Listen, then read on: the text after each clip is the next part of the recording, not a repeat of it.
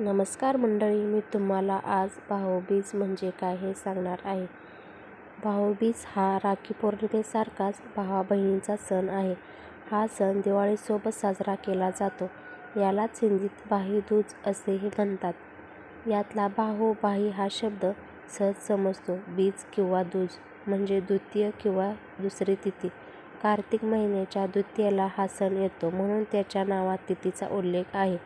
याच्या दोन कथा आहेत. श्रीकृष्ण जेव्हा नरकासुराशी लढायला गेले तेव्हा त्यांची धाकटी बहीण सुभद्रा त्यांच्या काळजीत होती. आपला भाऊ सुरक्षित राहावा, युद्धात त्याला अपाय होऊ नये म्हणून ती सतत मनोमन प्रार्थना करत होती. नरकासुर वध आणि नरक चतुर्दशी पूर्ण कथा येथे वाचू शकता. जेव्हा श्रीकृष्ण नरकासुराचा वध करून परत आले तेव्हा सुभद्रेचा जीव भांड्यात पडला आणि अतिशय आनंदाने तिने भावाचे स्वागत केले. भावाला ओवाळले, गोडाधोडाचे जेवण केले, आनंद साजरा केला. ह्या दिवशी मग भाऊबीज साजरी केली जाऊ लागली. यमदेव, यमराज, धर्मराज आणि यमुना असेही नाव आहे. या देवता जुळी भावंडे आहेत असे मानले जाते. यमुना आपल्या भावाला नेहमी आग्रहाने घरी जेवायला बोलवत असे, पण यम आपल्या कामात व्यग्र असे. एकदा यम वेळ काढून आपल्या बहिणीकडे गेला. ती फार आनंदित झाली. तिने त्याचे ओवाळून स्वागत केले, त्याच्या आवडीचे जेवण केले. दोघांनी आनंदाने तो दिवस घालवला. निघताना यमाने प्रसन्न होऊन तिला विचारले, तुला काय वरदान हवे?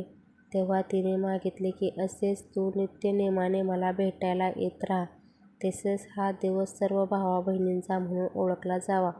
सर्व भावांनी आपापल्या बहिणीला या दिवशी भेटायला जावे, तिच्याकडून ओवाळून घ्यावे. जे असे करतील त्यांना तुझी बहीण असावी. यमाने तथास्तु म्हणून तिला ते वरदान दिले.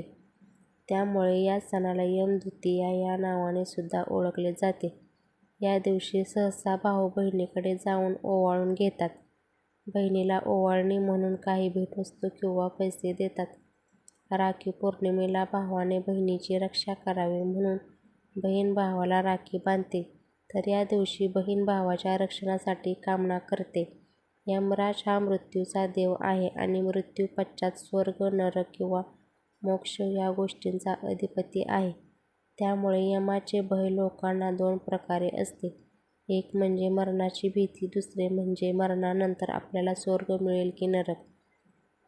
चुकून नरकात गेलो तर फार भयानक शिक्षा मिळेल का याची भीती. त्यामुळे इथे यमुनेने भाऊबीज साजरी करणाऱ्या भावाला यमाचे भय नसावे असे जे म्हटले आहे त्याचा लोक दोन प्रकारे अर्थ लावतात. जो भाऊ भाऊबीजेला बहिणीकडून ओवाळून घेतो त्याला त्या वर्षी मृत्यूचे भय नसते.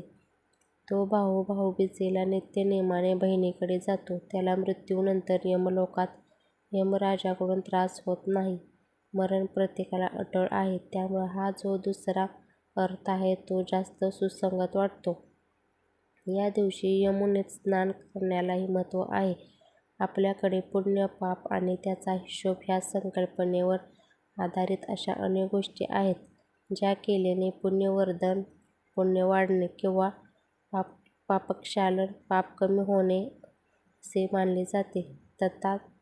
तशातलीच हीच एक मान्यता. दिवाळी ह्या सणाच्या पौराणिक कथा अनेक असल्या तरी शेवटी सर्व कुटुंबियांनी एकत्र येऊन घरात साफसफाई करणे, सजावट करणे, चांगले पदार्थ करून खाणे आणि एकमेकांना भेटवस्तू देणे, आनंद साजरा करणे हा या सणाचा गाभा आहे. धन्यवाद.